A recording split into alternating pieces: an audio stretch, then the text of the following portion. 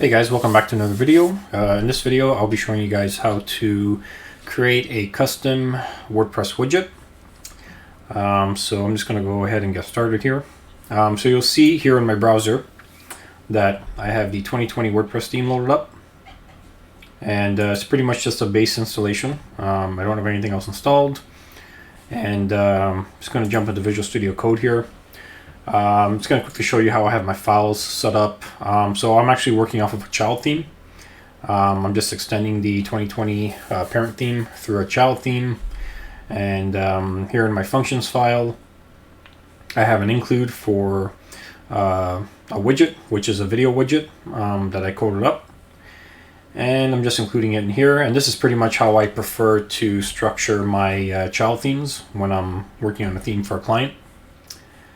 So I'm just going to load up this video widget file here, and so I've already gone ahead and structured the sort of like the base layout of how you structure or how you would go about coding a widget for WordPress. This is pretty much everything that you need to get up and running with creating widgets for WordPress. So I'm just going to give you an overview here of basically what I did. So what we're doing here is we're creating a new class. In this case, I'm calling it Video Widget, and it's extending from the WP Widget class. So the WP Widget class is the parent class. Now within the class, I have a construct, function construct, and this construct, within the construct, I'm calling the parent construct. So this parent construct is targeting the parent, which is WP Widget. And so basically I'm initializing the parent and I'm passing in these parameters to WP Widget. So video widget, this is my label, this is my array. I just have some simple configuration parameters here, a description for my widget, and I'm just setting the MIME type to video. And then we register an action, so we can actually register this video widget. And this actually all works with when we initialize it down here. Video widget equals new video widget. So if I jump into WordPress, you guys can actually see it down here, video widget, display a Vimeo or YouTube video, which is pretty much what I typed in right here, right? So if I were to actually disable this code right here, my initialization, right, and I jump back into WordPress, you'll see that the video widget disappears. Okay, so let's re-enable that. Just make sure that's back in WordPress. Come on. Okay, so that's showing up right now. And if I add this actually to my footer, add widget, you'll see here that I have a title, right? So that's pretty much all I coded right now. So it's pretty bare bones. It's just the the base skeletal structure that you need to set up a WordPress widget. So I'm just going to continue on here. The next thing we have is a public args variable, which is an array. It has some configuration that we're going to need for our actual widget. So public function widget is a widget that actually renders our widget on the front end. So basically, this is going to render it when we're actually viewing the theme through a web browser, right? Or when we're actually viewing the website. This is where all the code gets output. And I even put a note of it here. This is where our widget gets rendered on the front end. Then after that, we have our actual form function, public function form. This is where our widget form gets rendered in the WordPress admin. So you'll see here I have a label and I have an input field. And basically that's what you're seeing right here. This title, which is the label, and this input field. And then we have an update function, and the update function is used to actually save the WordPress data, right? So this is where the old data gets overwritten with the new data. Okay, and you'll see here that I'm actually getting a reference to to new instance, right? I'm assigning it to instance title, and then it's returning the instance back to WordPress, right? So I'm just going to go ahead now, and I'm actually just going to add a couple of additional fields because the purpose with this widget is I want to be able to display a YouTube video and a Vimeo video. So the first thing I'm going to do the first thing that I like to do is I'm just going to go into my update function. I'm going to copy this line of code right here. I'm going to paste it twice. I'm going to create a new field called video type. Right, so let's make sure we update all of these parameters here. Then I'm going to update the last one to video ID. Okay, so these are two pieces of additional data that I'm going to be saving, right? Now I'm going to jump to the top, and I actually want to, okay, let's continue working with the form here. All right, so we have our input field. The next thing I want to do is I want to create a select field. All right, so I'm going to copy and paste that code there. Okay, so get field ID is going to be, sorry, not YouTube. It's going to be video type. The title is going to be video type. All right, and I'm going to update the fields for the input. Actually, sorry, we don't need the input because this is going to be a select list. So let me code up a select list here.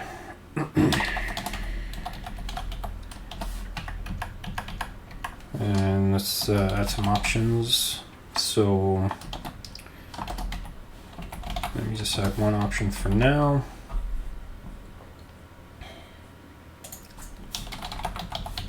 That's going to be YouTube. That's going to be Vimeo. Okay. And for the name, the name is going to be the video type. So we need to get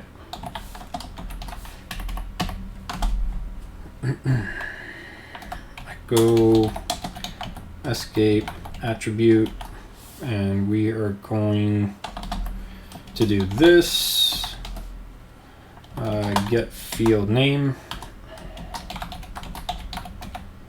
and this is going to be video type. Okay, so that's going to be our name. Let me add a quick class to this so we can format it. Let's add wide fat.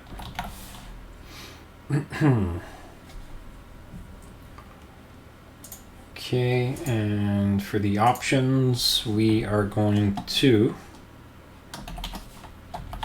add a selected to these. And what we want to check for is our video type. Actually, I forgot to create my video type up here. So video type equals not equivalent to empty. We want to give a reference to our video type. So not equivalent to empty instance video type. And then we're going to assign instance video type to video type. Else, we're just going to give it an empty string. Okay. So there's our video type here, and I actually want to use this in my selected, and I want to check for the value of YouTube. Okay, so we have that in place. And then I'm also going to add a selected for Vimeo. So let me copy and paste this code here into this next option, and this is going to be Vimeo.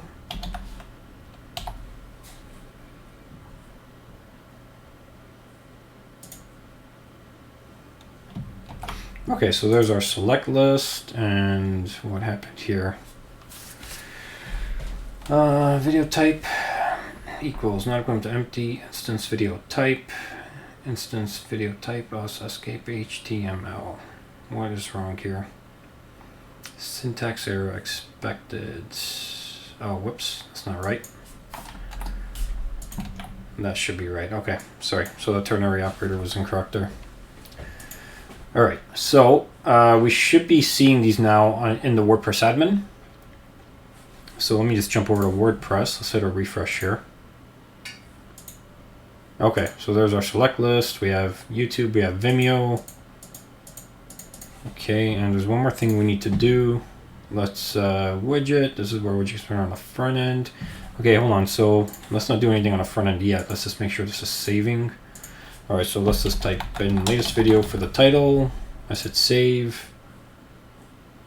Okay, why didn't that save? Let's hit refresh. Okay, the video type saved, the title did not. Why didn't the title save? Instance title equals not equivalent to empty, new instance title. Strip tags, new instance title, else empty string. That looks correct. Title, not equivalent to empty, instance title, else empty string. That looks correct.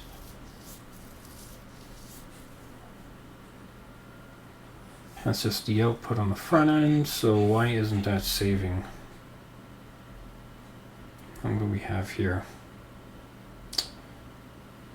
Name equals PHP escape attribute title.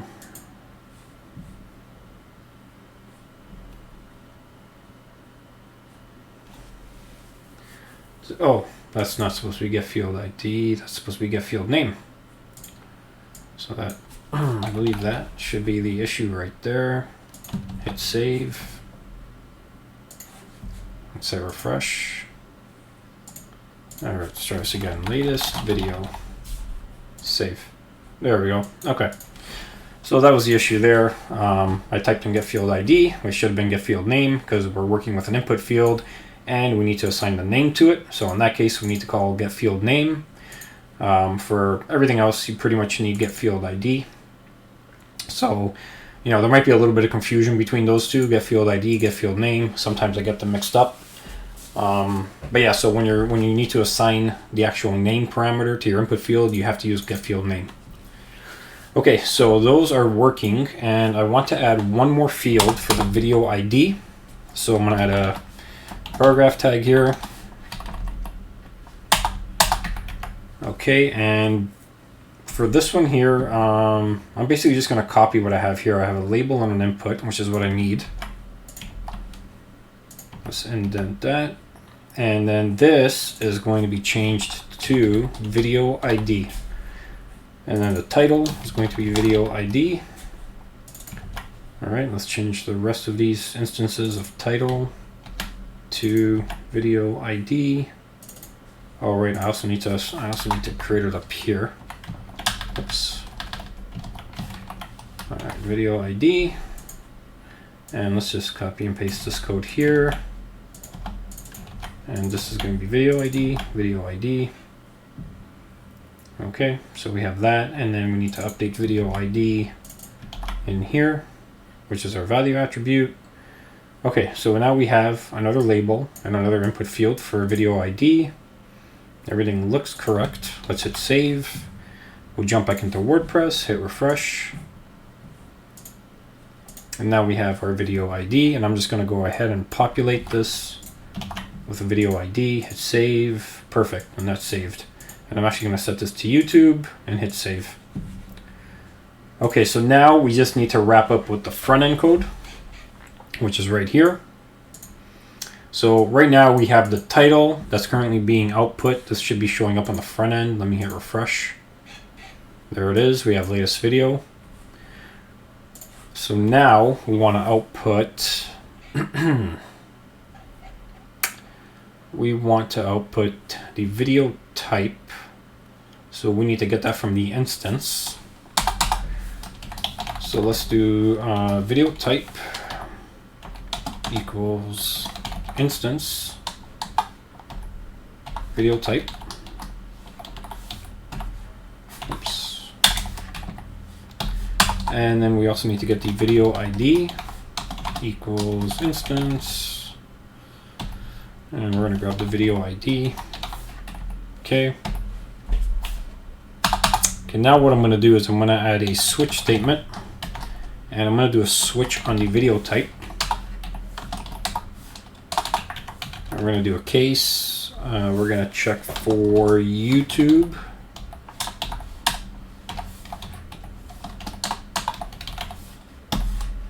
And and we're going to check for Vimeo.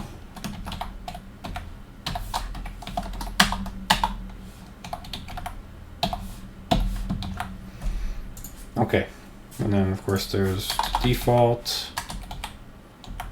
which to be honest I never really use, so I'm just going to leave it out. Okay, so now what we want to do here is we want to echo out an iframe, which is essentially the embed code for YouTube. So let's do iframe. Let's do width equals 100%.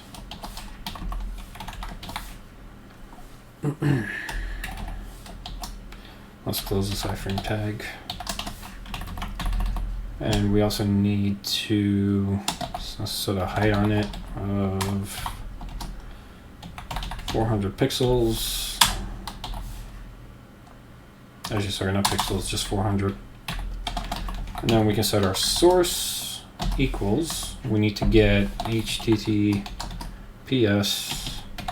www.youtube.com/embed/ and this is where we want to insert our video ID. So let's do, so we're already doing an echo, so let's do escape attribute. Let's put our video ID in here. Okay, so we have that. And let's do rel equals 0. All right, and then what else do we need? I think that should work just like that. So I'll leave that for now. And then we need to create the one for Vimeo. Let's see if I remember what it is. iframe. Let's do source equals. Sorry, what am I doing? Source is going to equal http player.vimeo.com/video/ and then here we put our video ID. So let me just copy what I got here, video ID. Okay, and then I'm not sure if we need to put any parameters in here. Let me just put title equals 0. I think that's the only one I ever used. Title equals 0. Okay, so I'll leave that like that. So we have that in place.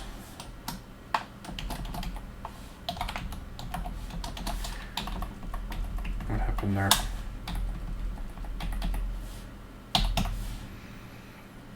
Okay, I think that should work like that. I'll just maybe just give it a width and a height. Let's do width equals 100% and height equals, let's make it 400 as well. Okay, and I think that should be enough. I think that should work. If I remember correctly, I think that is the correct embed code. So let's see what we got here. Nope. Undefined index video type on line 38. Undefined index video type.